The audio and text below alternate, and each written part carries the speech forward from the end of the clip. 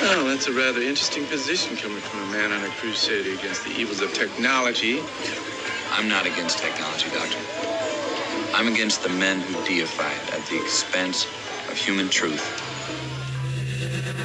Armor of Truth, live. In the age of technocracy, scientism, and pop atheism, Faith is resistance.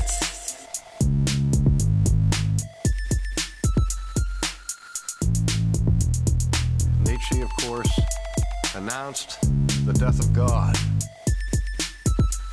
and called for the birth of the Übermensch, the Superman, who would take humanity to new heights and to create a new world order. Find us at the Armor of Truth YouTube channel and log on armoroftruth.net. All right, everybody. Welcome to Armor of Truth Live, number 347. And it's been a long time coming, has it not? And here we are. We've had lots of trouble here in the studio and with our connections and our equipment, but we're happy that you've just please bear with us. And if you see buffering today, just ignore it. All right? Because clearly someone doesn't want us to say what we have to say. If you remember a few weeks ago, there was this piece, WRAL. This is a news station out of Raleigh-Durham area in North Carolina. Fact check. Is government seizing North Carolina lithium after Helene? Really, the idea was, are there going to be land grabs? And we got the, was caused to Western North Carolina is you got the fact checkers. Unprecedented. And now it's leading to some conspiracy theories. Conspiracy about how it all theories. happened. Paul Spey is here now to check one social media rumor for PolitiFact. Just how did Western North Carolina get hit so hard? Well, some people on social media say there's more to the devastation than meets the eye. Check out the Facebook post from this woman who says Asheville sits on top of billions of dollars of lithium, so she believes the disaster there was man-made through what she calls geoengineering. And first of all, that's not possible. No one has ever... What? That's not possible. Well, anyway... created a hurricane before. And secondly, and is really, let's just jump out of this, because this is really just a waste of our time to listen to this guy, because that's what you call a red herring. Nobody claimed that they created, well, nobody seriously claimed that a hurricane was created. You see this all the time. You see this with they're eating the dogs and they're eating the cats, which was a distraction from the real problem, was that 20 or 30,000 Haitians were just been dropped in on this area.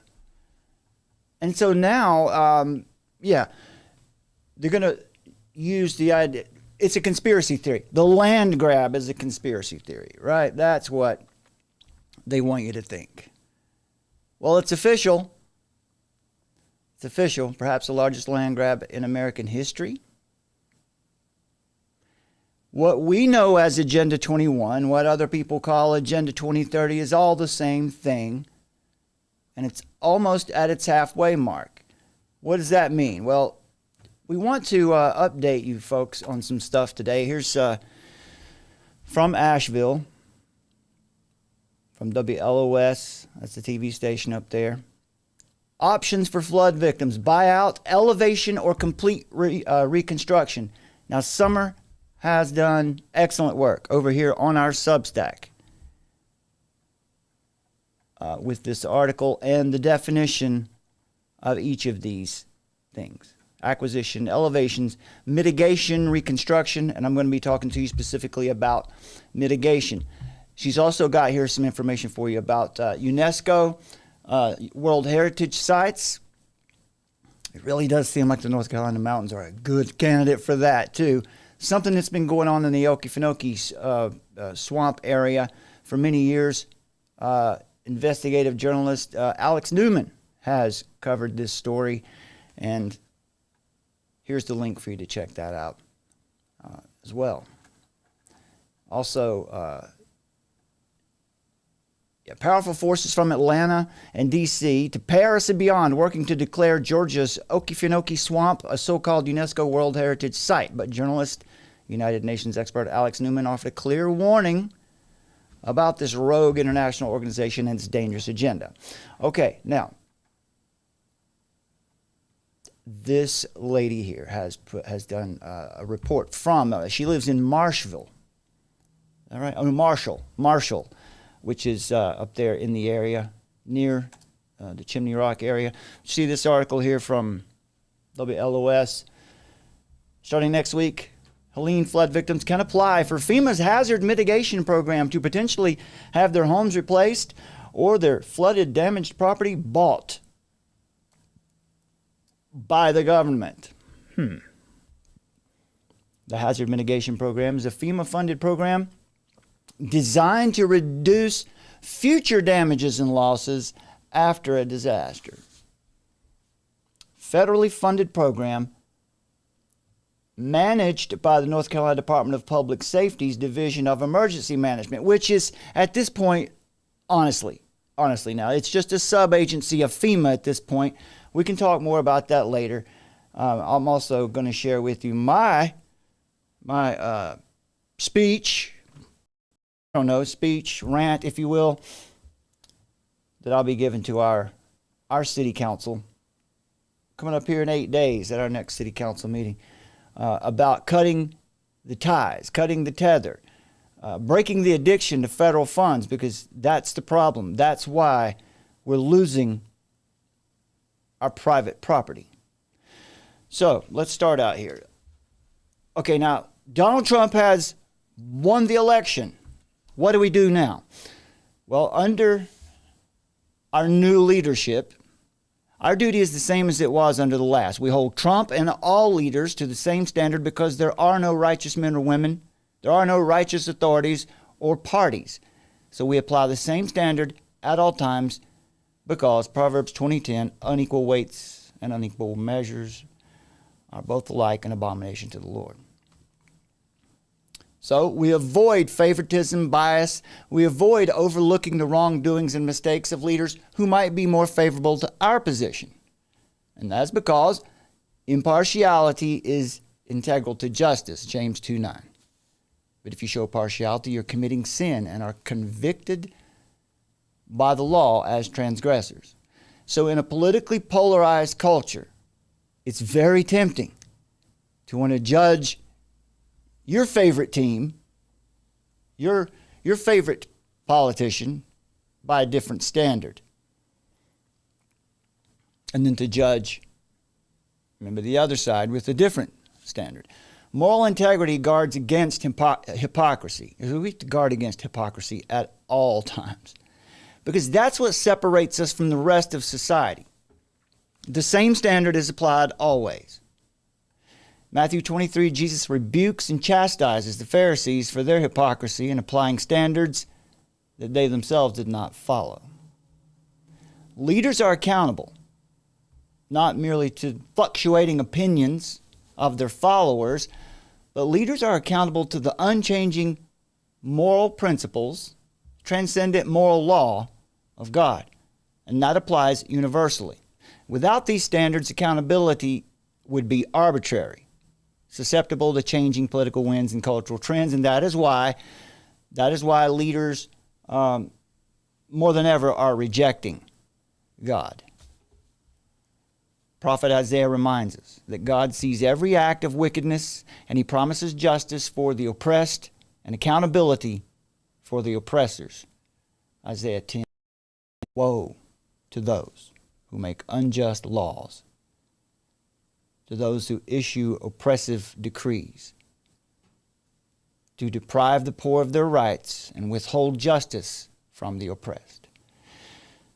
That's Isaiah 10, verses 1 and 2. Now, you see that word woe at the top? you kind of, I don't think the word really hits us like its context does. It's like the opposite of a blessing. This would be more than a rebuke. This would be something severe. Woe to those who make unjust laws and take advantage of people. All right, so not only is it the land grab, but we've also got the pandemic treaty, the fraudulent pandemic treaty. Got a link here in our Substack. A way for you to effectively voice your opposition to the World Health Organization's pandemic agreement, so-called. And that is today. You can speak up now. You can follow this link and go over to James Roguski's Substack. Now, Trump will not be in office until January 20th. Well, if he makes it then. And he doesn't yet have the authority to stop the treaty. And not only that, the Senate are playing games right now, deciding who they want to be the majority leader and whether or not the people really in charge of the party from at Senate level are going to be those same guys who were, out in front of the Capitol talking about defunding the WHO a couple months ago.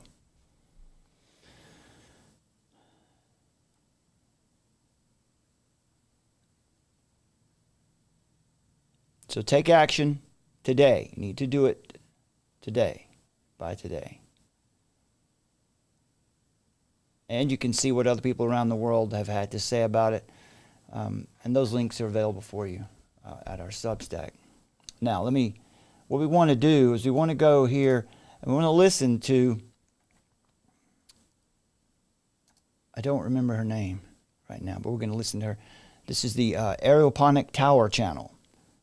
They're in North Carolina mountains. She's been reporting on things almost daily since the hurricane came through. So let's take a listen and see if we can help out in this situation just a bit. Let me start first by saying what we have found out is going to happen with the land. So I shared in one of my videos that there are FEMA facilities going up and everybody's been a little bit concerned, like, what is the point of these? There's video footage. They're all set up. They have these tornado shelters. They've got these massive trailer housing systems that someone told me only one person can stay in per trailer. So it's very wasteful, actually. And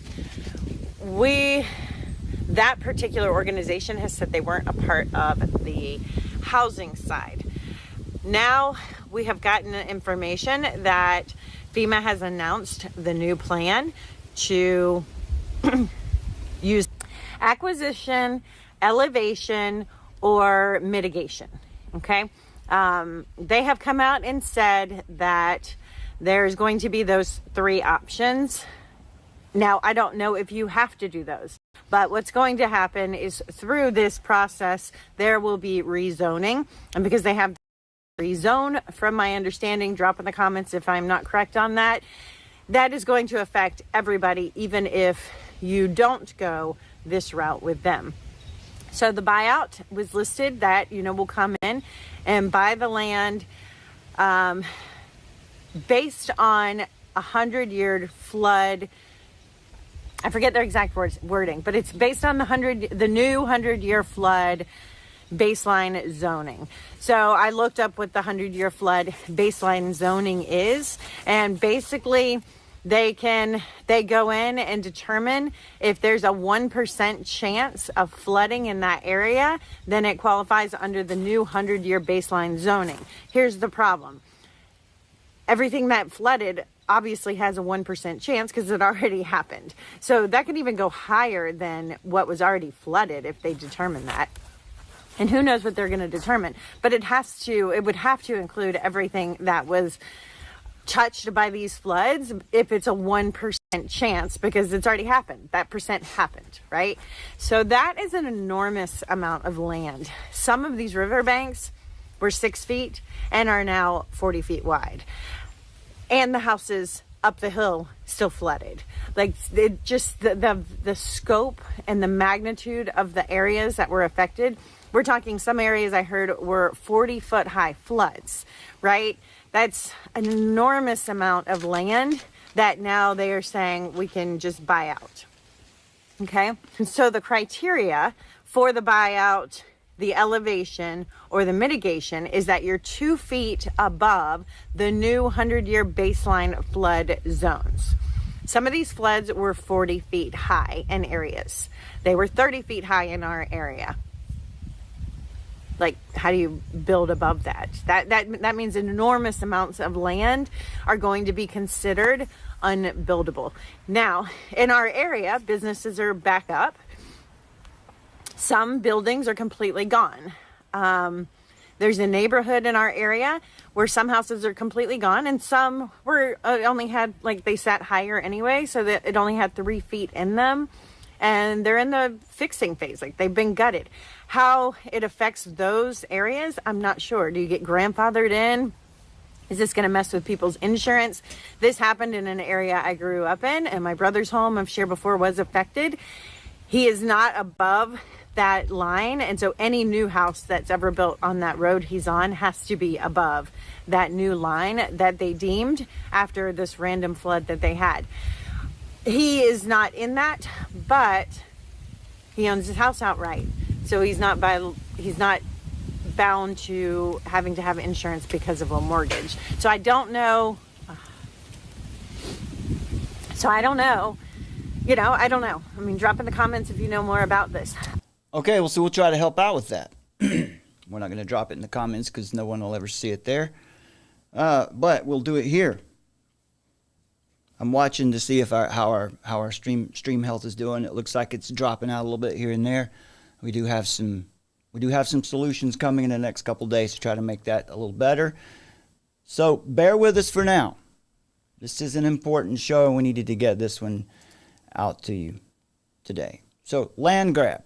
First of all, she's talking about land mitigation.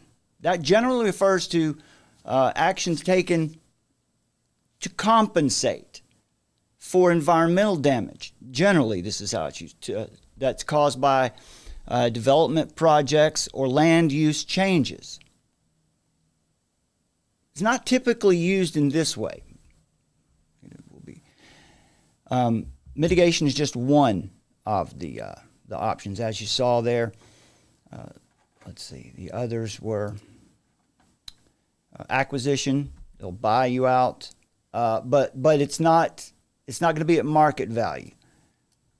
It's going to be based on project moves people out of the 100-year floodplain or floodway, demolishes the property, and leaves it natural into perpetuity, preventing future flood damage. Do you see what that is? Leaves it natural into perpetuity. That means it's going to be public land forever. Now, you might think that's a good thing. You might think that's a good idea. And I might agree with you if we didn't have a communist takeover afoot. And that's part of what Agenda 21 is. You heard her mention of, she mentioned already or not, maybe she did, but she seems to be aware of what is known as Agenda 21. That's its original nomenclature. It's called 2030. It's been called many things, but it is all the same thing. Let me jump back there for a second. See if she mentions that, or maybe she already has. I just know they're about to go in and deem enormous amounts of land unlivable based on this new criteria of having to be 2 feet above the 100-year baseline flood zone, and that is a 1% chance that the floodwaters will touch that area. It's already happened. 1% happened. It's done. Like, we know for sure it can happen because it's happened. So I think many of us knew from the beginning this was going to be a land, and it is. And we're seeing it, and so how this ties into the sheds, I'm seeing it on the side of people's needs. People are leaving. So right now, a lot of the temporary housing, people have been kind of in a holding spot, like waiting what's going to happen. And we're noticing there's not a huge need now for the shed home. So we're finishing up the ones we have commitments to, and we're going to just move on to helping. I actually have a family I'm going to share with you guys. They're in a camper family. They have 4 children plus 1 adopted adult child who's in his own camper. And there's some mold and some issues there. And they actually want to run a ministry where they allow people ahead a little bit. Didn't own their land, or there's no land left, right? And so where do those people go? What are the options in that situation? So I'll keep you guys posted as we go along with that project. And actually, I have a GoFundMe for this particular family. So I will link that below if you want to read up on their story and kind of what their mission is, and see if that's something you feel called to participate in and follow along with. So that's kind of the update. Like, we knew.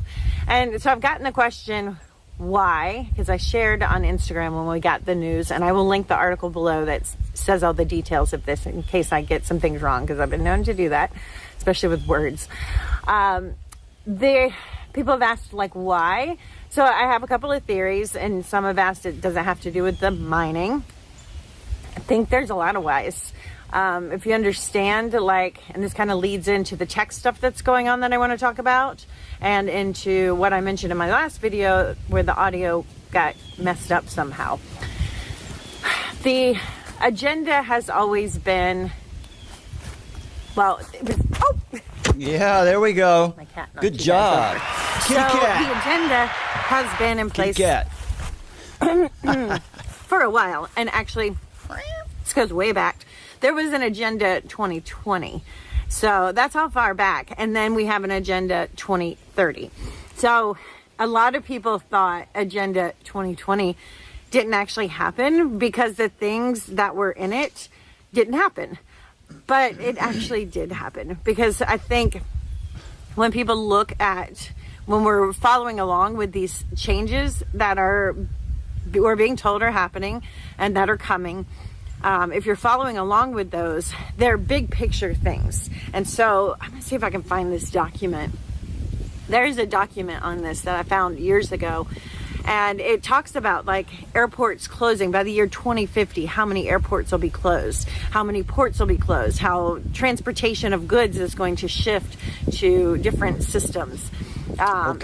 Okay, so there we go. Now she got terminology a little off there. There's no Agenda 2020. I think she might have meant to say Agenda 21.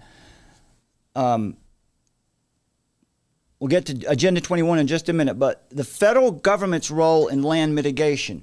Mitigation is typically means they're going to claim land that's beyond the affected area. For example, in I realize that we're buffering, so I hear some text messages, so I realize that we're buffering a little bit, but we're just going to keep going. Trinity Van den Aker talks about this a bit too. Let's listen. Did you know that in the United States, we've lost 50 million acres of farmland in the last 24 years? That's just unacceptable, because even though people are not realizing it, that's where our food comes from. Our food comes from farmland. And if the more acres we take out of farmland, the more we have to import from another country, which means we're beholden to them and in some ways in their control. They control what the price is. They control whether we get food or not. It gives them power, trading power, and everything. So we do not want that to happen. And right now in Texas, there's a huge reservoir going in that's possibly going to take out 200,000 acres of prime ranch and farmland. So if you live in Texas... So that's an example of mitigation. They're going to create a reservoir. There's a lake there, and they're going to create a reservoir, and the mitigation part there means that out beyond that area for, I don't remember how, if it's maybe 50 miles out. There's an example, I think Yellowstone National Park would be an example, where that is a UNESCO World Heritage Site, or it's it's federally owned. And so the mitigation there was, I think, about 150 miles out. There's no building. You can't. It'll never be private again. So when you see things like greenways in your hometown, we've got them here. more than likely that's what that is. That is a public-private partnership where they've come in and built something that obviously everyone loves in the community, but there are catches. We'll get to public-private partnerships in a second too. But the government's role in land mitigation, that's where the clash comes in between environmental stewardship, property rights, economic development, and federalism. Proponents of federal land mitigation see it as something that's necessary for preserving national resources, right? So Agenda 21, the agenda for the 21st century, which is billed as an environmental movement, is really about that. It's really, well, that's on the surface, it's about, protecting the planet, preserving national resources, being environmentally responsible. But of course, when you get down inside it and look at it, it's about much more than that. Ultimately, it's about full spectrum dominance, full spectrum control of everything on the earth, from the cellular level right on out to the planetary. For Christians, the issue of stewardship and respect for God's creation, Psalm 24:1, is balanced with the call to protect individual liberty and respect of property rights. All right, just to give you a biblical look at it. So, in land mitigation, let's get back over here.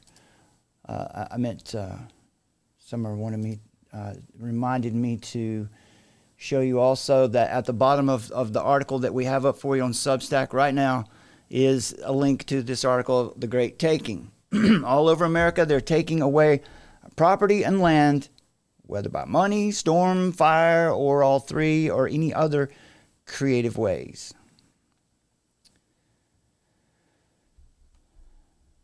All right, so land mitigation. Developers typically follow a hierarchy. I see that our stream is low right now, so I'll hang on until we can get a good signal back up. I've worked with this thing all day, for multiple days, to try to figure out what our streaming problem is, and we're gonna be rebuilding the studio after today's show.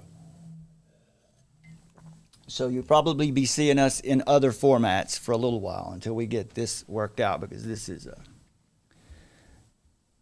it's untenable, is what it is. I'm not even sure you can hear me right now, so I'll just wait until we get our signal back strong. It's not as bad as it has been, but it's still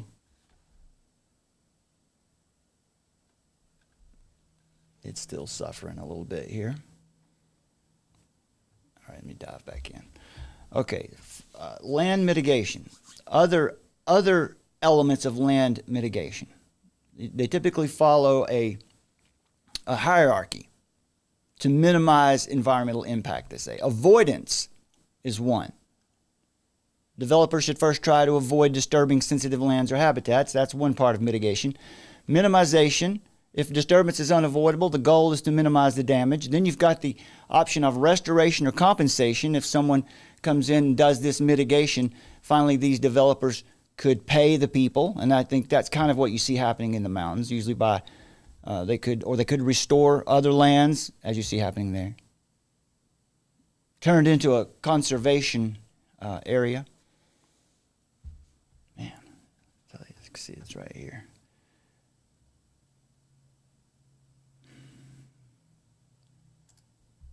Sorry about that, folks. I'm sure for some of you it might be buffering. For others, it might not be. Well, in the United States, land mitigation requirements are often regulated by federal laws like the Clean Water Act or the Endangered Species Act, which are enforced by federal agencies such as the Environmental Protection Agency, the EPA, and the U.S. Fish and Wildlife Services. So the question is Donald Trump going to do anything about this? I mean, he's only got 4 years, and there is a lot to deal with, a lot for him to address.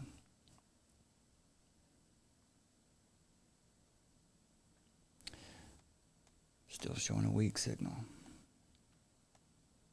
I'll give you some examples of federal land mitigation programs. National wetlands mitigation. Through the Clean Water Act, they might deem an area uninhabitable or can't be inhabited. And then, of course, but no one can build there. It can't be owned privately anymore. Goodness, it's still, this is the longest stretch that we've had where it's been showing a bad signal. All right. So thank you in the chat for letting me know that whether you're seeing us or not. Okay, and the Clean Water Act, the U.S. Army Corps of Engineers, there's all kind of mandates on wetland preservation, especially since 1992, really 1972, when it was the Club of Rome wrote their Limits to Growth paper, and then coming up out of that, after that was the meeting in Rio, where Agenda 21 was basically started. Let me just jump ahead to that. This is what we all want to know. This is what the young lady in Marshall, North Carolina, needs to hear, and others. This is what you need to know. Agenda 21 is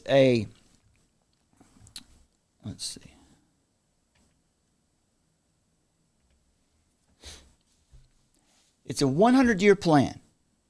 And it's the reason it's called Agenda 21, it's never changed. It has never altered.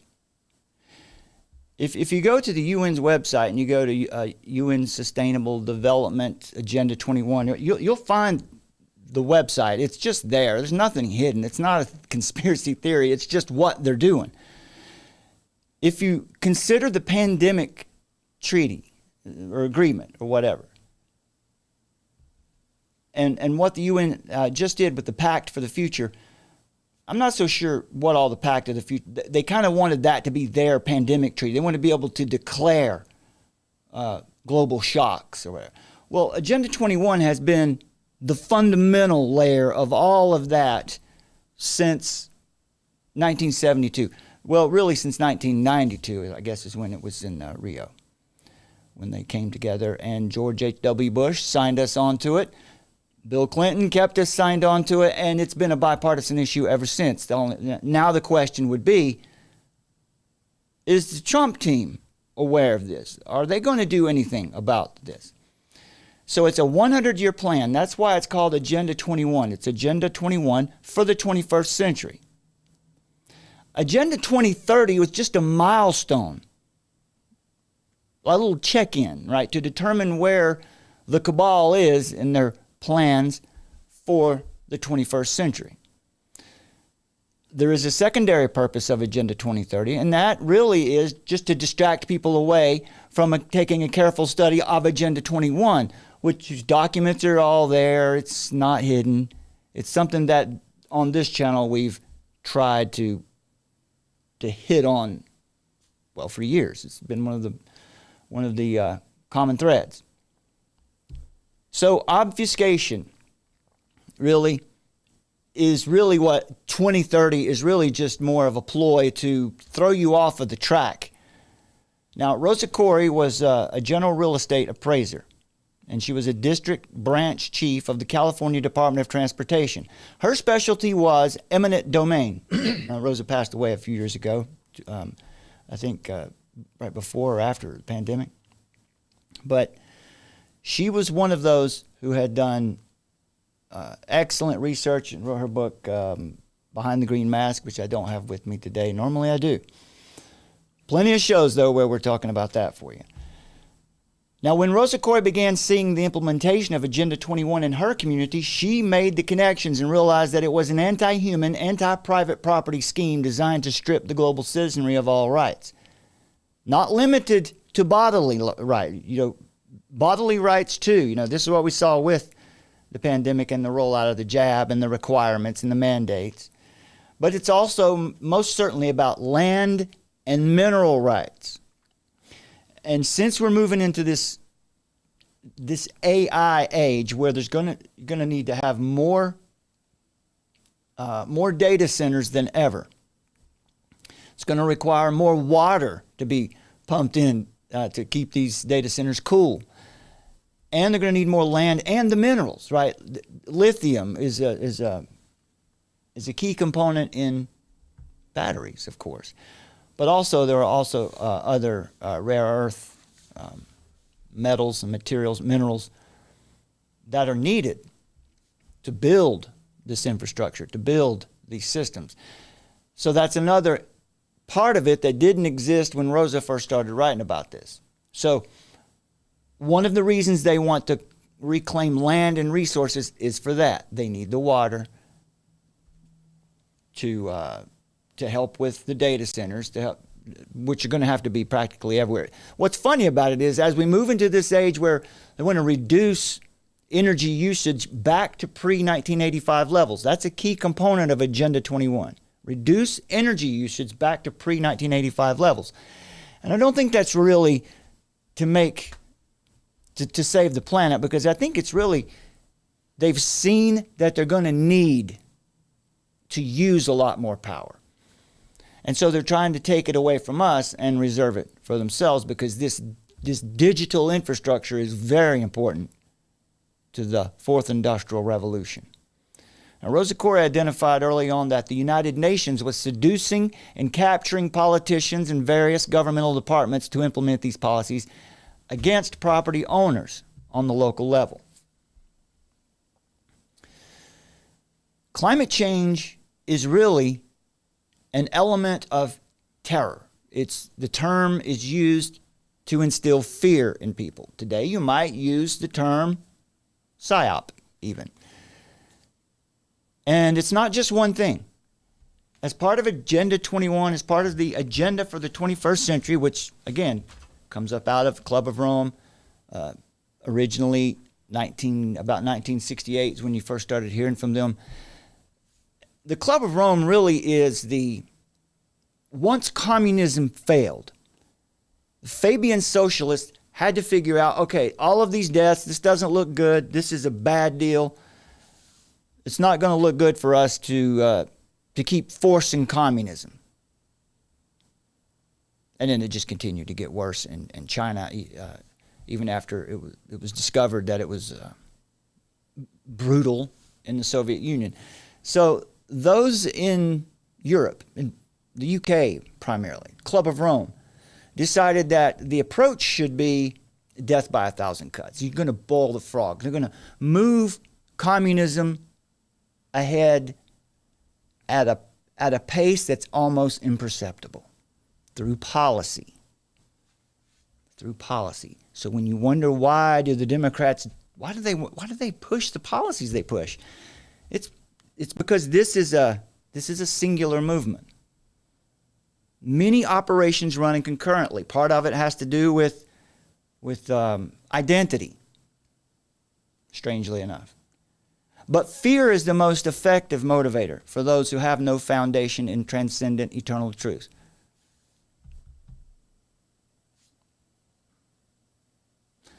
Also, those within the globalist system who work for these groups, if they're not there because they've been promised wealth or power, then they're there as true believers, which means they've been indoctrinated by their own propaganda and they're pushing ahead for their own depopulation. Now that's the craziest thing about it. To vote for this is to absolutely vote for against your own interests. And we can't forget that the genesis of the global technocratic power grab is the United Nations. In 1972, the movement to motivate capitulation via existential fear of nuclear war and all of that began with the Club of Rome's Limits to Growth paper. Nuclear war and the threat that we were going to, the idea, Malthusianism, the idea that we're going to run out of food as the population grows. Limits to Growth paper argued that, according to mathematical models, overpopulation and global warming would deplete all natural resources and the world would end in 20 years without immediate implementation of their mitigation strategy. So this goes back a long way. Predictions that it's all going to end, it's all going to fall apart. But it didn't, because they're not in control of when the earth ends. An official announcement of the doctrine of full spectrum dominance came at the 1992 United Nations Earth Summit in Rio de Janeiro. It's called the Rio Declaration on Environment and Development. Now it's known as Sustainable Development. Back then, it consisted of 27 principles intended to guide countries in future sustainable development. Now we have the 17 Sustainable Development Goals. And we also have the other one that no one talks about, which is the Inner Development Goals, the spiritual part of that whole religion. Now, this was signed by over 175 countries right from the start. By the time the United Nations was founded in 1945, the plan for a one-world government had been established for over 100 years by a long line of scientific elites, including eugenicists and transhumanists. We've shown you here, and you can trace it back in the Armor of Truth live videos, that Earth Day was placed on Vladimir Lenin's birthday. And that wasn't a mistake, as Vladimir Lenin ran his own environmentalist campaign. And this is because Marxists, really it's theosophists who are also Marxists, who are also communists, who believe that mankind was destroying the earth. And it goes on. Watch that video to see what it goes back to, because it's interesting. It all starts with bird poop. That's where the environmental movement starts, with bird poop. And the United Nations has been the largest and most visible public face of this plot ever since. The scientific elite plotted to foment existential fear, using overpopulation and the depletion of natural resources as a context for grabbing power, and in this case, grabbing land. And that remains in the realm of co-opting fear of death for control. That was part of the pandemic strategy. And this is a natural move for these privateers who now control the World Health Organization. The climate change agenda against humanity. The methodology of such mind control was twofold: convince the population that anthropogenic or man-made climate change will destroy the world. Make humanity believe that it was that we are the scourge laying waste on the earth.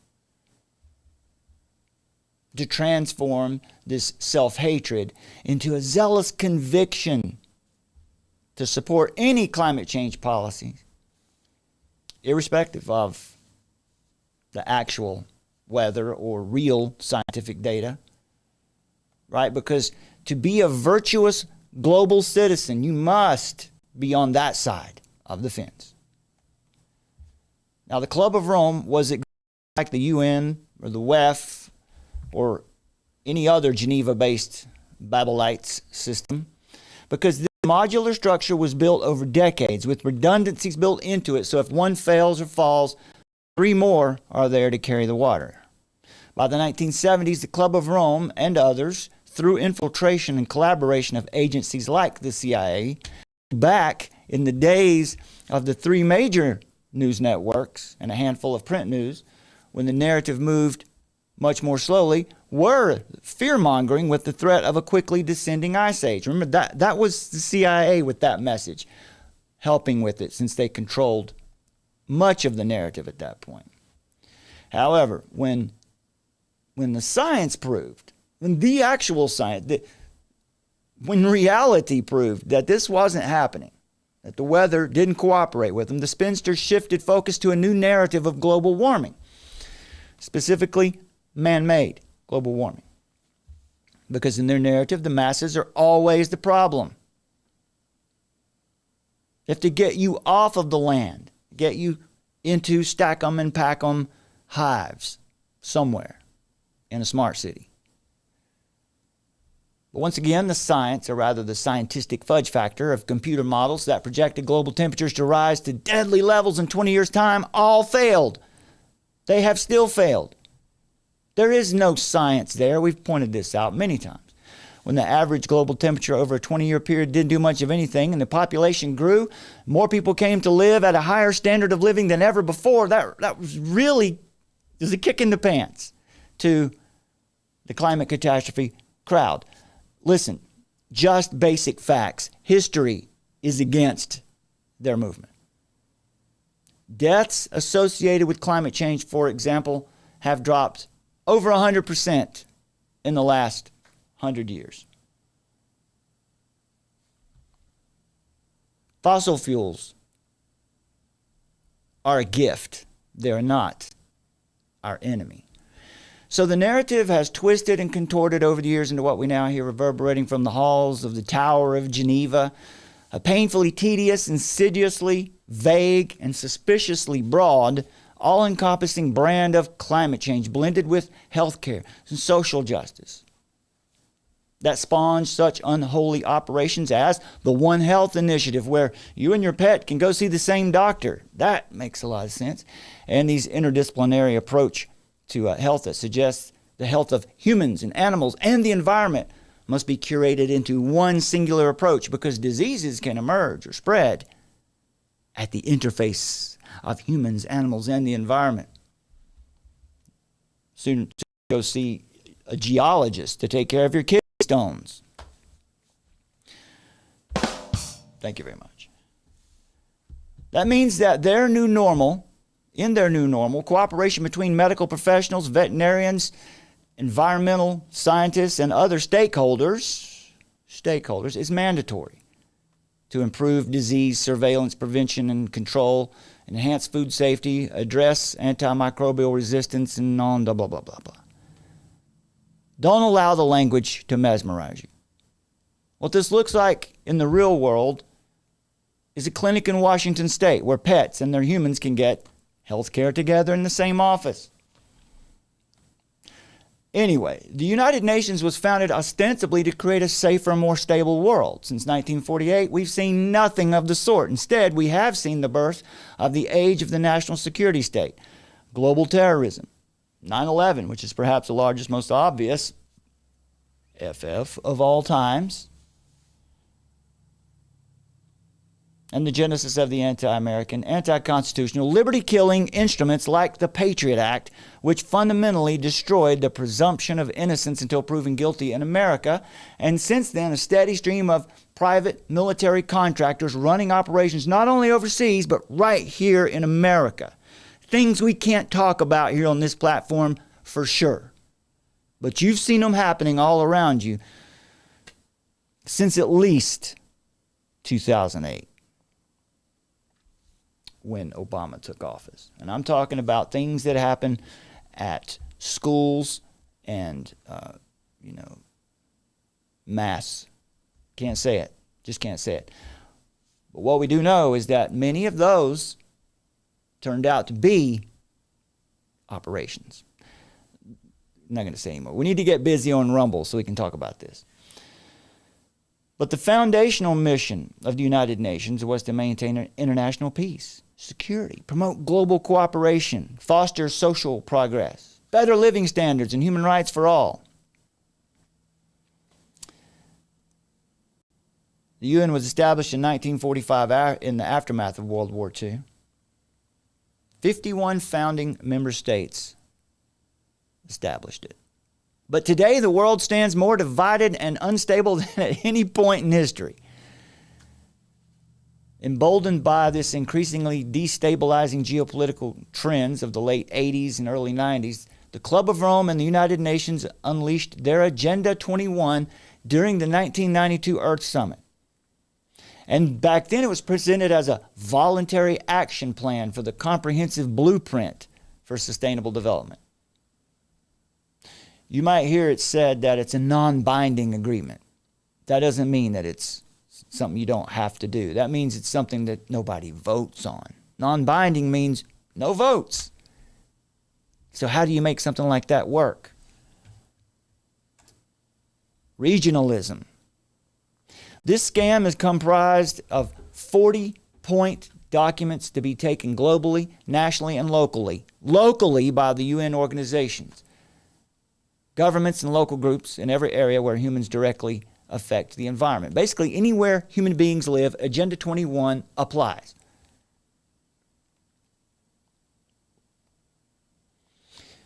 So, regionalism. How does this tie into the land grab in the Great Taking. We see this going on in Texas with Trinity Vanden Aker's channel. You can see that there. How does this go with the land grab and what she's been saying here about what's happening in her hometown in western North Carolina, a town called Marshall?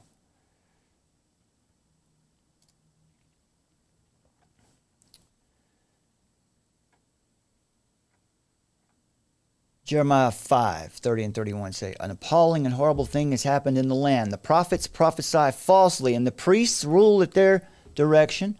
My people love to have it so. But what will you do when the end comes?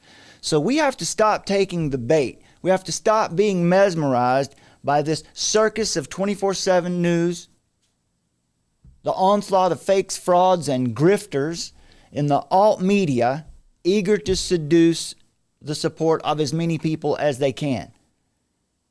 Listen, more and more and more, the alternative media is becoming less your friend. And that's just simply because the human heart is fallen and wicked. And people see an opportunity and they take it. And so the alternative media is going to go the same way that the mainstream media has gone eventually.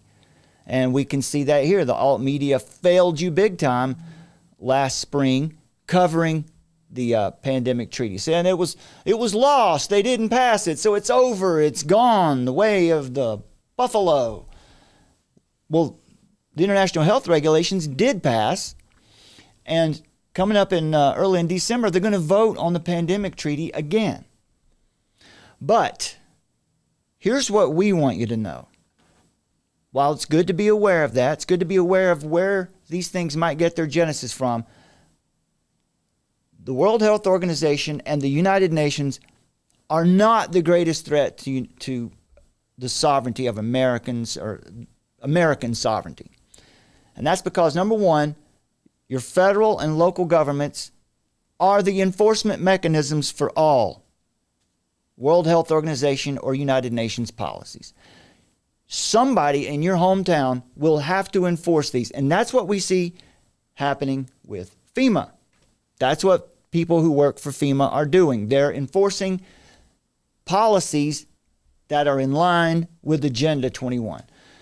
Secondly, their policies will be implemented locally via agencies, non-governmental organizations, advocacy groups, corporations, etc. And so the threat to the sovereignty of America is not globalism, not yet, it's regionalism. Because regionalism is the intermediate step between nationalism and globalism. You have to go through regionalism to get to globalism. So regionalization is what we're dealing with now. And that's why a land grab. That's why it would work. Because borders will be done away with. I'm not saying they're going to succeed at this. In fact, I don't think they will succeed with it. But it's still happening right now.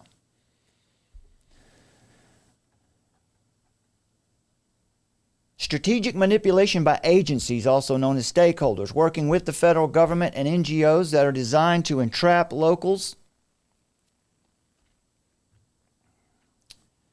and incrementally dissolve the autonomy of state and local governments which have been happily accepting grants, not noticing they were walking off a cliff. Let me send a message to Summer. I think the regionalism article might be good to have in this block of articles, the couple that you put out today, especially the land grab article and the Great Taking article and this regionalism article, I think would be pretty good in a little block, maybe under this video.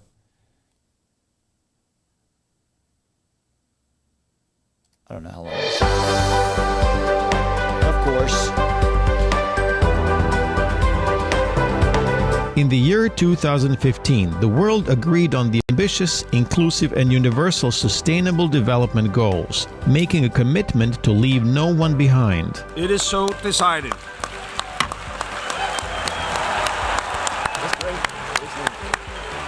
Just a few months later, we are already seeing those promises transform into first concrete steps for action.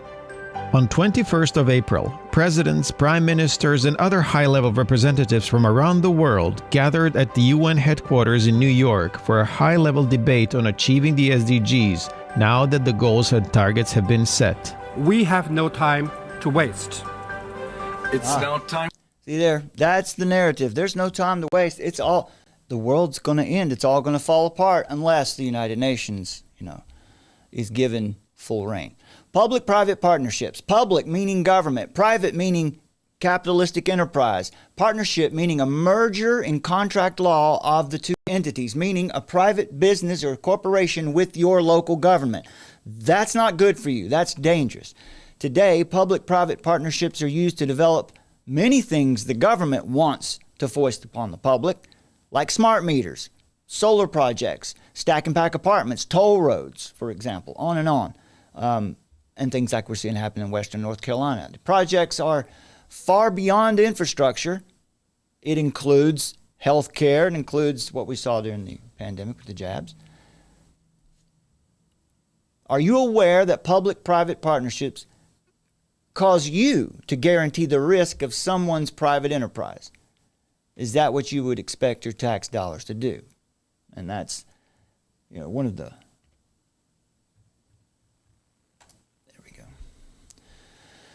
According to the National Council for Public-Private Partnerships, a public-private partnership is a contractual agreement between a public agency, that means a federal, state, or local government agency, and a private sector entity.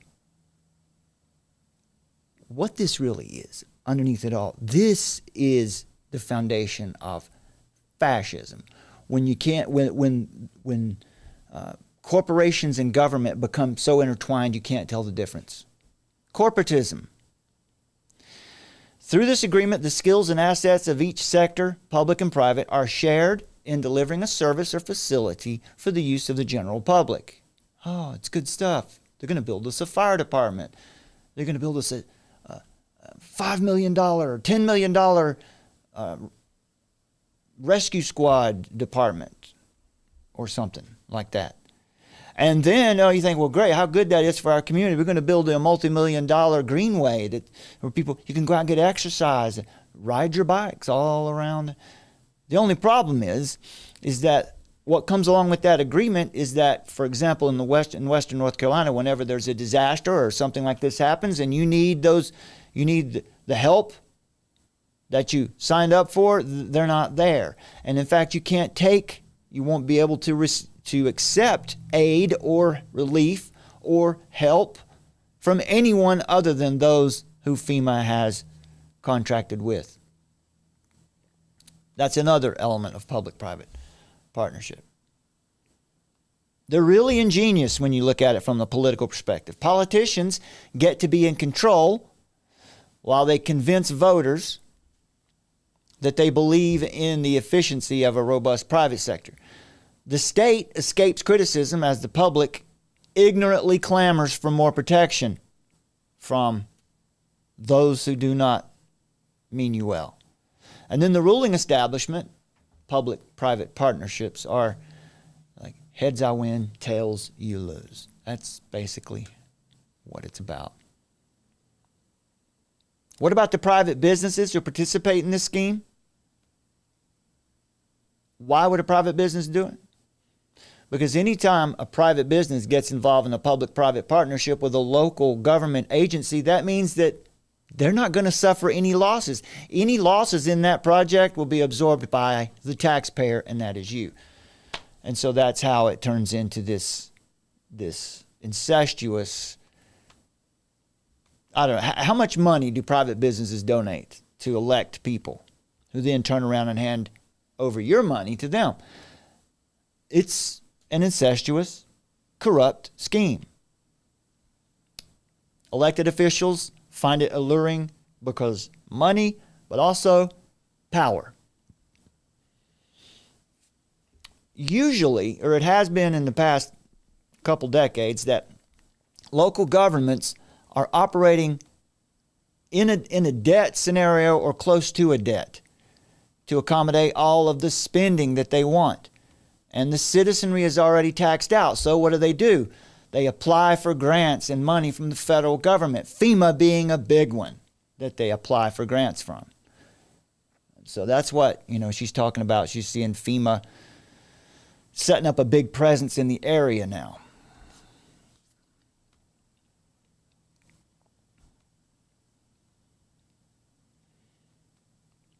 Now, in the past, when government promised a service that government could not provide on its own, like paving the roads, for example, building a new road through Chimney Rock, something like that, the government would send out a bidding process to hire a service provider to come in and do the work. That is not a public-private partnership. That's called outsourcing. But public-private partnerships create this marriage between government and business. And it puts the citizen, it puts you and me on the hook for it all. And so it creates this dual ownership of a taxpayer-owned asset.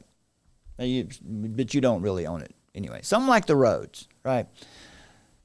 Public-private partnerships make you, the taxpayer, a shareholder, now a stakeholder in some kind of private business, whether you personally wanted to buy into it or not. If the asset fails or doesn't perform up to its predictions, the business doesn't pay the loss. You do. Somebody will try to convince you that a public-private partnership is a friendly way to do business. It's business friendly. It's capitalism, right? This is just capitalism. A lot of people on the left will try to convince you this is why capitalism is bad. A lot of people, Republicans who like public-private partnerships will say, no, this is good for our country. These politicians promoting public-private partnerships are only looking to put you on the hook for their pet projects, to keep them in power. And they'll tell you that it's all voluntary, but it's not. You didn't volunteer your hard-earned money to risk in a public-private partnership, but you are necessarily forced to join a partnership contract and to bear the financial risks of it all. Not just the financial risks of it all, you might even lose your property here, as you can see. Now, that is not the free market. That's not capitalism. The Italian fascist movement in Italy was created by Benito Mussolini, and the crux of the fascist movement was corporatism. What Mussolini did was to co-opt corporations to do the communal government work of society. If the business refused, well, it didn't turn out well for them. Mussolini was eventually, this didn't work out well in Italy, just like communism. I think James Lindsay, we've heard this said a lot, right? That fascism, really, this is just the right hand of the left. It's just another version of the same thing. It intends to take the power away from the people. Popular sovereignty is a big problem for communists and fascists. Mussolini was eventually brutally hung in the public square. All right, so examples of this that we see today, Obamacare, one giant mega public-private partnership. And you're going to see more of these, I'm sure. I think it's good to pray that Trump can come through and knock some of this out or slow it down, but I'm not real confident that will happen. Because after all, he's just, let's see if I can find it here. He's just, right here. The man, he's tapped to be the head of the Department of Energy. North Dakota Governor Doug Burgum to be the new head of the Department of Energy.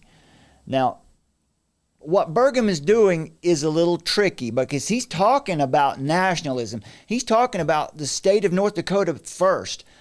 Meanwhile, he's over here saying, look, we're going to meet that net zero by 2030. He said, I stopped at 2050. He put his up by 20 years. We're going to meet net zero by 2030,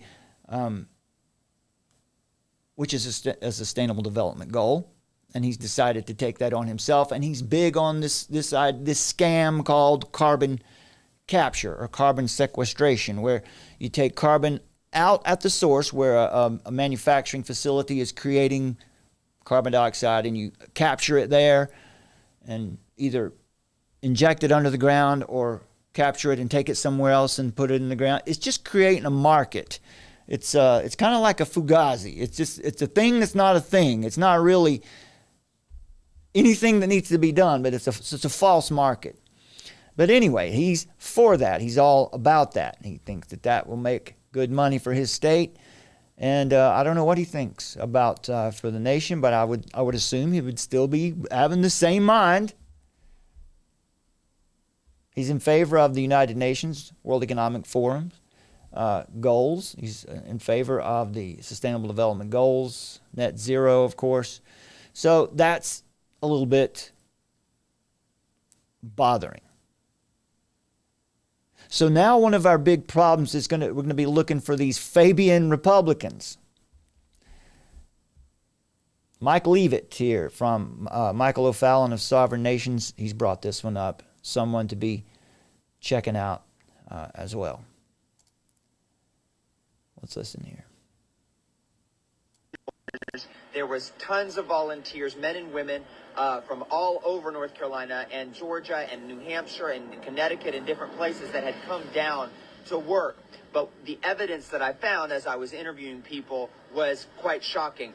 It's not just a land grab. I know we've heard the term land grab with Chimney Rock, Spruce Pine, Black Mountain, and what they're doing with Albemarle, but it's way more nefarious than we could have ever thought, to the point where I had to tell you, leaving here today, before I left, what really is going on. So it's not just those areas where they have completely collapsed those communities in order for the government to come in and then put their lithium mine and then do their quartz mine as well. For those who don't know, North Carolina houses the largest amount of lithium, which is what is used to do the battery-operated cars. And because electric cars are going to be the wave of the future, they know this, and it's not just that, it's all batteries, and they use lithium for other things. But there's quartz up here. It's the largest amount of quartz mineral rights up here in all the world, the entire world. It's shocking that we would house that much of that mineral there.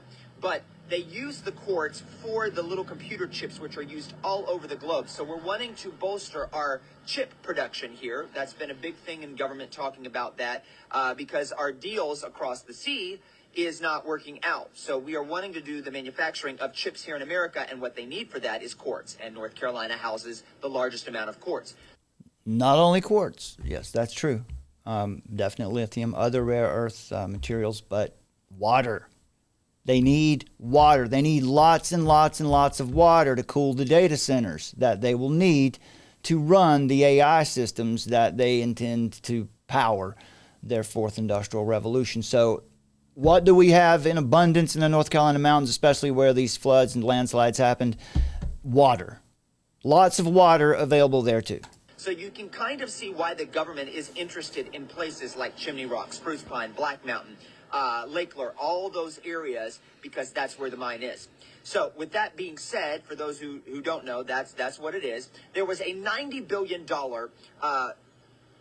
plan put into place by Albemarle. Their corporation office, the main corporate office, is in Charlotte, North Carolina. Now, Albemarle is an energy company. That's what they do. They dig, they drill mines, and everything surrounds their company, and their mission is energy, energy production. So they did a $90 billion deal with the government. Douglas Emhoff, the husband of Kamala Harris, is in fact one of the top investors. They are run by BlackRock, Vanguard, and State Street. Okay, those are asset managers here in America. And they are going to make, when they put the lithium mine in Chimney Rock, $120 billion. That's what they projected on their website. Okay, the data, the evidence is all on their website. All you got to do is a little bit of research. Okay, so I'm not telling you some sort of conspiracy theory. It's a real conspiracy. So with them clearing out Chimney Rock, we couldn't even get to Chimney Rock. So that's the idea. This is the theory as to why Chimney Rock is being cleared out. Let's see. I'm going to listen a little bit more of that. And hopefully today we've been able to give you some of the background of why they're doing this and what it's about. Because as we were listening to, oh boy, Where did that go? As we were listening to her,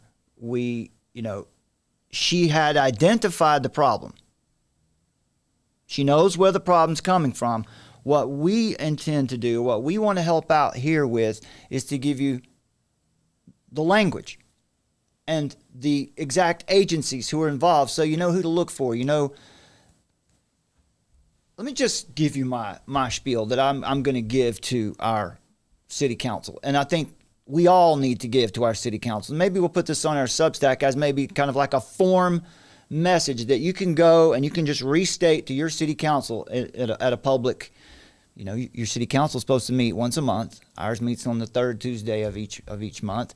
And there are 1 or 2 opportunities for the public to speak. And it can be about anything that's on your mind. And this should be on your mind. But what I want to tell you, what I want to make sure that we understand is that we're never in more danger than when we think we're not. When we become too overconfident of the blessings we've received, and we start to believe that we're the ones that manifested them. We're the ones that manifested a favorable outcome, that we did it ourselves, or that when we presume that every outcome we perceive as good is a blessing directly from God, and when we assume that every trial or season of suffering is not from God, that's when we forsake the truth. That's when we easily fall into confusion. Because sometimes believers get pretty cocky about God's grace and mercy. You see this at the church in Corinth. Apostle Paul wrote to them a lot about this. That region was known internationally as a commercial business center. It was known for radical corruption. It's kind of like the Las Vegas of the ancient world. And the Christians of Corinth of that day were mainly converted Gentiles. They were baby Christians, new believers, and they were surrounded by almost endless delicacies and distractions of their former lives. But like modern Christians in America, they were often heavy on experience and light on doctrine. And as Paul pointed out, many acted arrogantly when they should have felt fear and trembling. 1 Corinthians 5:2. They grew more and more tolerant of sexual immorality. 1 Corinthians 6:12. Among other compromises. And the result of compromise, as we've seen also in our age, is that the heart grows numb. That's called a seared conscience, when you don't even feel or recognize or notice the sin that's going on around you or your own. It's called a seared conscience, when the heart grows numb, when we become desensitized to the sin around us and the sin in our own hearts. Paul warned the Corinthians, do not be deceived, neither the sexually immoral, nor idolaters, nor adulterers, nor men who practice homosexuality, nor thieves. They always focus on that particular line, but there's a lot more in here that Paul's warning about. Nor thieves, people who take land, nor the greedy, people who take land, nor drunkards, nor revilers, nor swindlers will inherit the kingdom of God. 1 Corinthians 6:9-10. Now, the Corinthians had everything the ancient heart could desire, but they were dangerously short on humility. Modern Christians in America suffer a very similar deficit of character. Robert Murray McShane lived from 1813 to 1843, just 30 years. Died when he was 30 years old. He was a Scottish minister and poet, known for his evangelical spirit and his commitment to personal holiness and revival. He accomplished more in his 30 short years than most do in 70 or 80 years of life. And his writings leave a treasure trove of exhortations and encouragement like these. He said, self-righteousness is the largest idol of the human heart, the idol which man loves most and God hates most. And you're always trying to be something in yourself to gain God's favor by thinking little of your sin and too much of your religious exercises. And here's the important one I want to share with you. He says, I charge you, be clothed with humility, or you will yet be a wandering star for which is reserved the blackness of darkness forever. McShane sends a shocking and unpopular but timeless truth through the ages when he warns against good works, works that are done in the name of good works that lack the faith and security of Christ. He says, remember that moral people will be in the same hell with the vilest of people. You don't get there because you're doing good works or you're saving the world. You get there because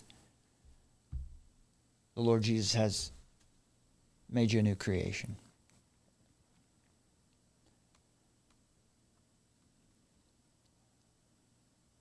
John Owen wrote, "He that walks humbly walks safely." So guard your heart. We're all inherently driven toward idolatry, toward pride, toward things we love, things that these things that shape our perception of the world. Now, lesson is plainly stated in the hard truth of John 3:19, and this is the judgment. The light has come into the world, but the people love darkness rather than the light, because their deeds are evil. And they love the darkness because the darkness helps them hide their evil. While it's usually the left who are the first to cry out and denounce hate, the truth is the prevailing worldview among modern Americans is distorted and impoverished and built on the love of darkness and hatred of the light. For out of the heart come evil thoughts, murders, acts of adultery, other immoral sexual acts, thefts, false testimonies, and slanderous statements. These are the things that defile the person. So in a deceptive and evil age, we have to guard our hearts against these traps. We have to guard our hearts against reactionary thinking, being, when some news story or something out there happens to get us to react, that reaction was the purpose all along. We don't need to be reacting to their provocations.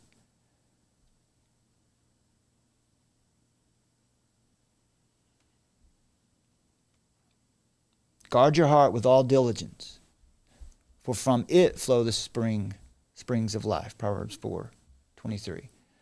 Do not place your faith in humanity.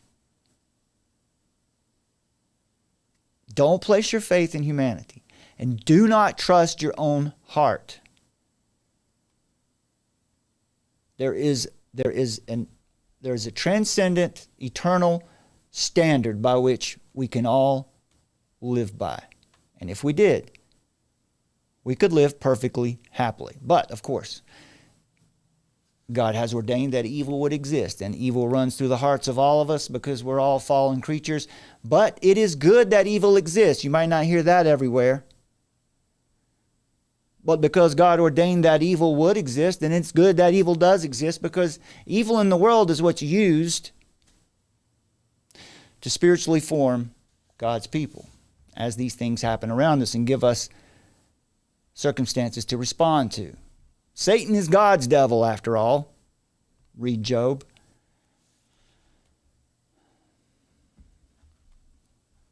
So basically the speech, I think we'll put this up on Substack in its full form so you'll see it there. If you want to copy it, we'll make a short version because you'll only have 3 minutes because of the Delphi technique.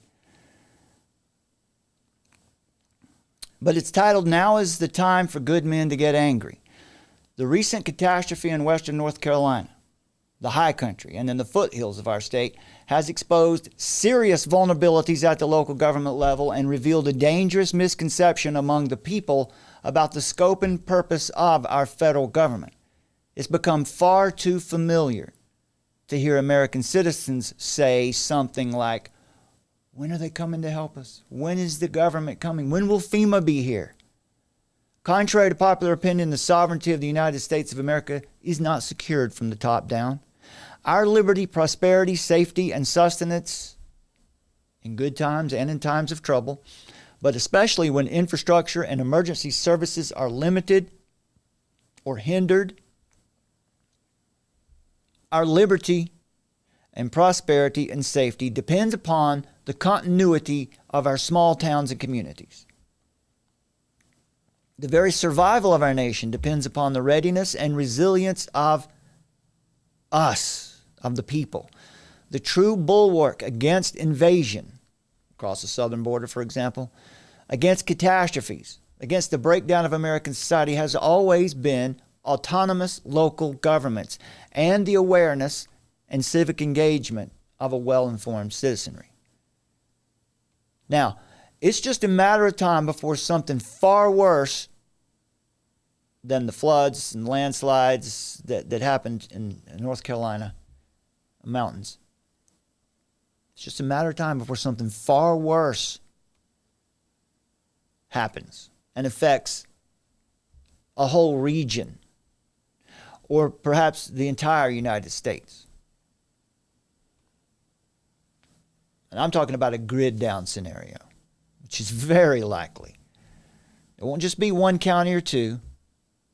It would be the entire southeastern region, the whole eastern seaboard. It might even be the whole nation. But the only thing that will save our towns and our communities, if that were to happen, would be good men and women who are awake and aware of the most immediate threat before it hits us. And that most immediate threat, to make it crystal clear, let me just make it clear. There's no longer any excuse for blaming the federal government for why you got caught with your pants down, unprepared for the most immediate threat to your family's freedom and security. Who is it? What is that most immediate threat? What is the greatest threat to American sovereignty?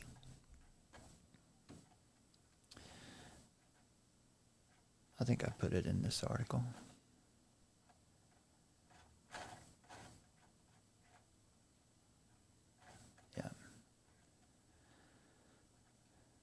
Benjamin Franklin was asked at the founding of at the completion of the Constitution, what did you create? Is it a monarchy? What is it? No, it's a republic if you can keep it.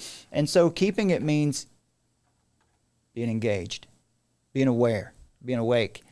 Because the greatest threat to the sovereignty of America is local autonomy. The autonomy of the local church, the autonomy of local government. That's the greatest threat to American sovereignty. That means that the people, what group of people are the greatest threat to our freedoms? It's you and me. It's the people who live around us, because whatever the United Nations does, whatever FEMA does, it will have to be implemented and enforced by other Americans, by your neighbors, by your friends, maybe even your own family members will be the ones who will enforce this. So this is why it's important that we're involved locally, that we're running for office, we're taking positions locally, we're showing up at our city hall, our town hall meetings, and we're speaking up, we're listening to what's going on. We're trying to find out find out if your local government, if your local agencies, find out if your fire department is dependent upon FEMA.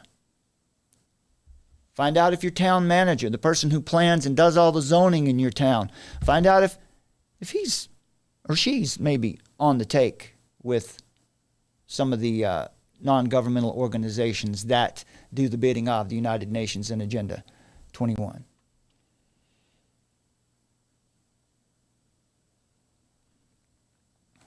The problem is the centralization of federal emergency management. That's what we see happening coming out of Western North Carolina today, and that's the problem with the situation that this young lady is describing, at least in Marshall, North Carolina.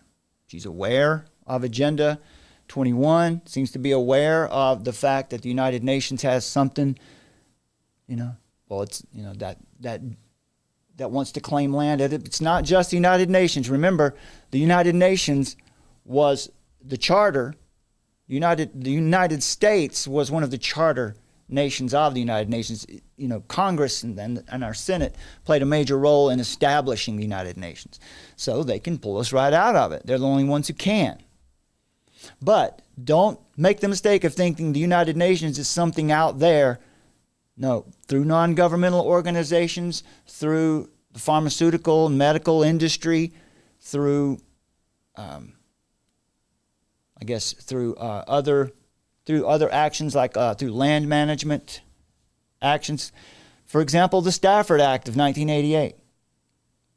Since then, emergency management has become more and more centralized. And then after 9/11, the establishment of the Department of Homeland Security, that centralization of emergency management grew into this huge beast that reaches down into cities and towns and gets control. And ultimately, the result has been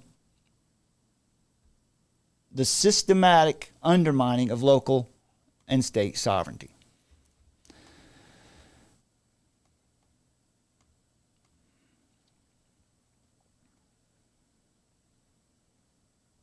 So the main message you want to send to your town hall, your city hall, your local leaders is we've got to cut the addiction to federal money.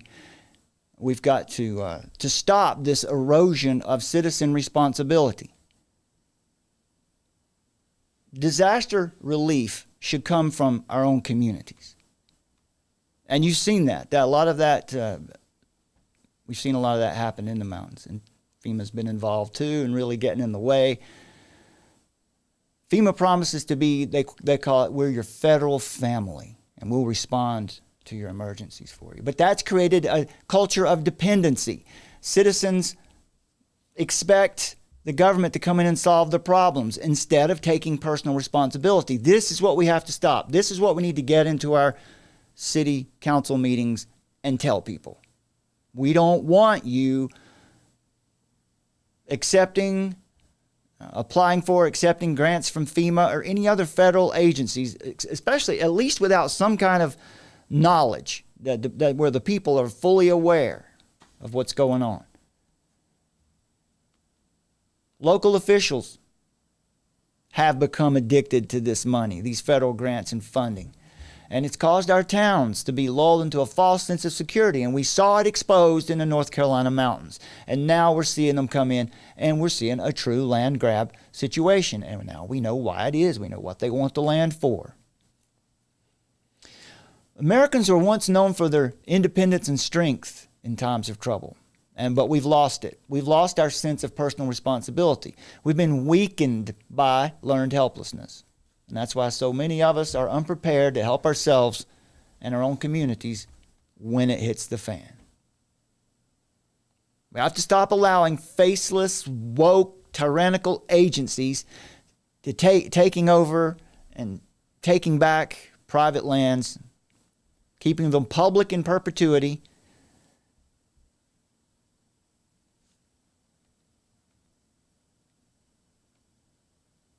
Because when it comes down to it, one of the vital lessons we've learned here from what happened in Western North Carolina, this tragic torrent in the mountains, is that when disaster strikes, it is well-prepared, selfless individuals, private enterprises, churches, ministries, charities, and fearless, no-nonsense, experienced, or simply eager and caring men and women who will see a need and fill it. That will always be more effective, always be more efficient, and always be more consistent in providing immediate and relevant aid than any federal agency will be.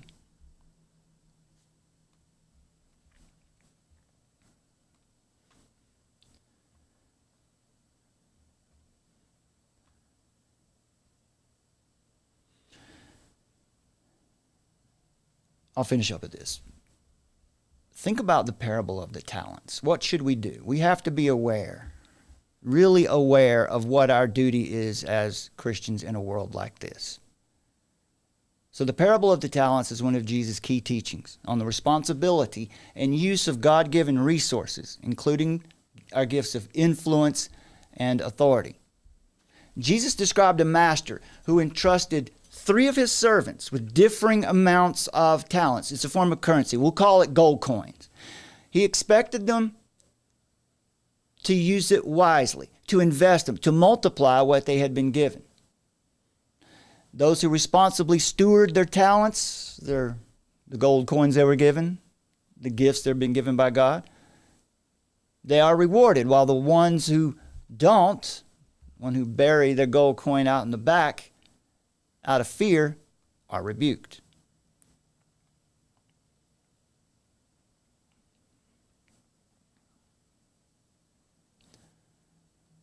The application here is that, let me just remind you of the story first.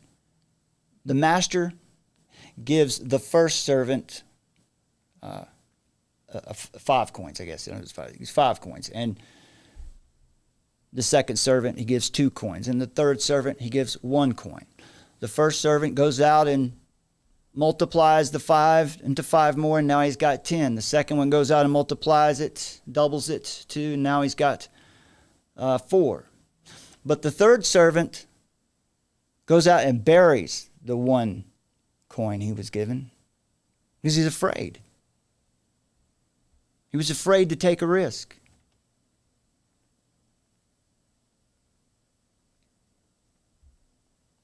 And it was that third one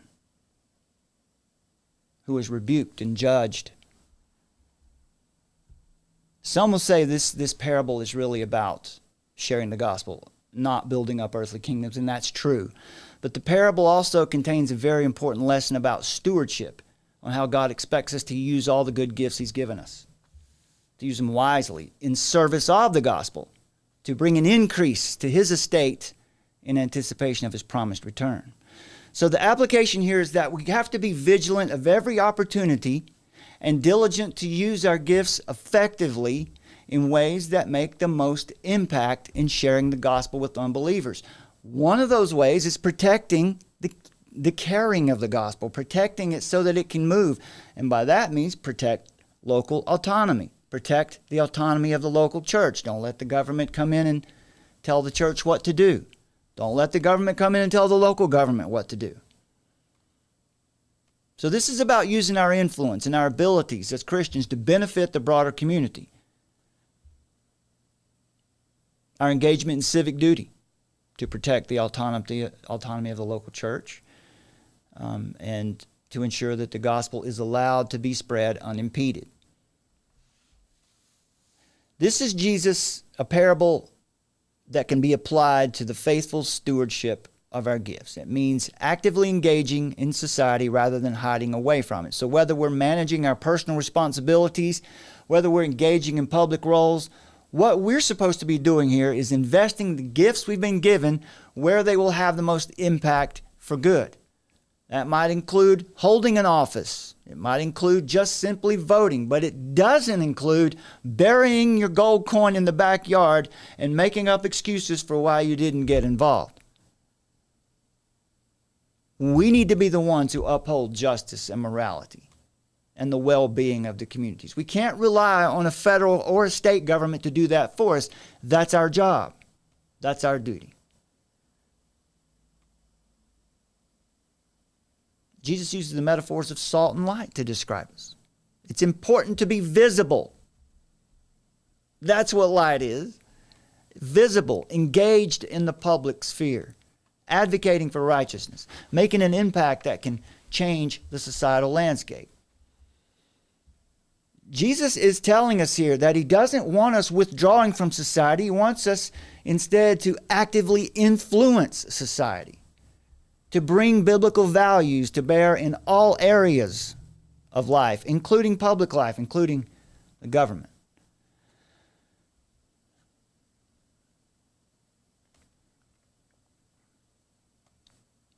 But now Jesus also put a limit on whether or not when we obey the government, that when civic duty conflicts with obedience to God, our loyalty is to God alone. Acts 5 plus the whole counsel of God gives us clarity on where the line is to be drawn.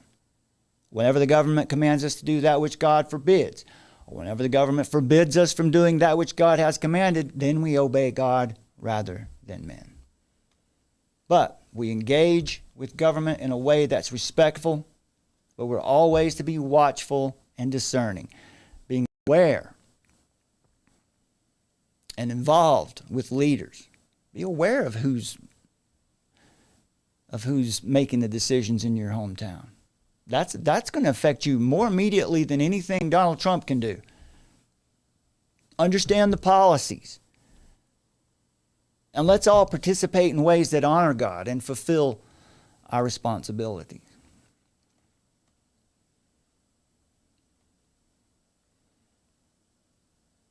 But we don't seek office or positions for power. We do this out of a duty, out of a love for others. Because to protect the gospel, to protect the spreading of the gospel, to promote the flourishing of our own communities. Jesus said, if you love me, you will keep my commandments.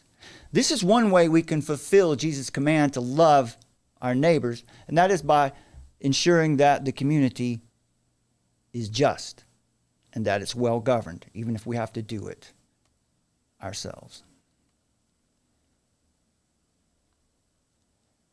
Now, I know Jesus doesn't directly command political involvement anywhere, but he consistently calls us to be engaged, to be compassionate, to be just, calls us to reflect God's values in society. And so by being responsible citizens, stewarding our resources and our personal gifts well, actively participating in social or societal issues, and prioritizing the welfare of the people around us first, that's how Christians can fulfill our civic duty in a way that honors God. And I hope that we'll get involved with doing that more.